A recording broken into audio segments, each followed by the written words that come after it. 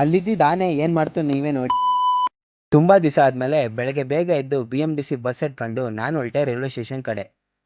ಅಷ್ಟರಲ್ಲಿ ನಮ್ಮ ಹುಡುಗ ಕೂಡ ಬಂದ, ಅವ್ನ್ ಕರ್ಕೊಂಡು ಟ್ರೈನ್ ಹತ್ತಿದ್ವಿ. ಅಲ್ಲಿಂದ ನಮ್ಮ ಪ್ರಯಾಣ ಶುರುವಾಗಿದ್ದು ಮಂಗಳೂರು ಕಡೆ.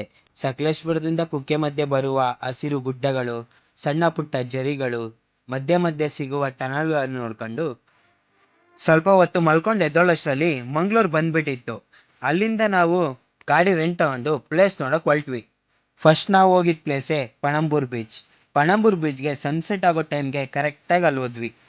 ಅಲ್ಲಿ ಸಮುದ್ರದ ಅಲೆಗಳನ್ನು ನೋಡ್ತಾ ಸ್ವಲ್ಪ ವಿಡಿಯೋ ಎಲ್ಲ ಶೂಟ್ ಮಾಡ್ಕೊಂಡು ಸನ್ಸೆಟ್ ಆಗೋ ಟೈಮ್ ಕೂಡ ಬಂತು. ಸನ್ಸೆಟ್ ನೋಡ್ಕೊಂಡು ನಾವು ಹೊರಟ್ವಿ ಕಟೀಲ್ಗೆ.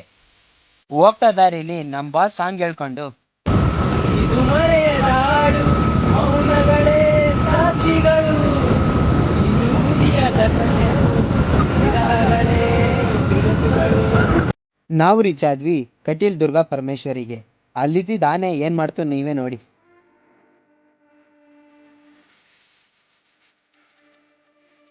ನೆಕ್ಸ್ಟ್ ನಾವ್ ಎಲ್ಲೋದ್ವಿ ಅಂತ ಮುಂದಿನ ವ್ಲಾಗಲ್ಲಿ ಹೇಳ್ತೀವಿ. ಮತ್ತೆ ಸಿಗುವ.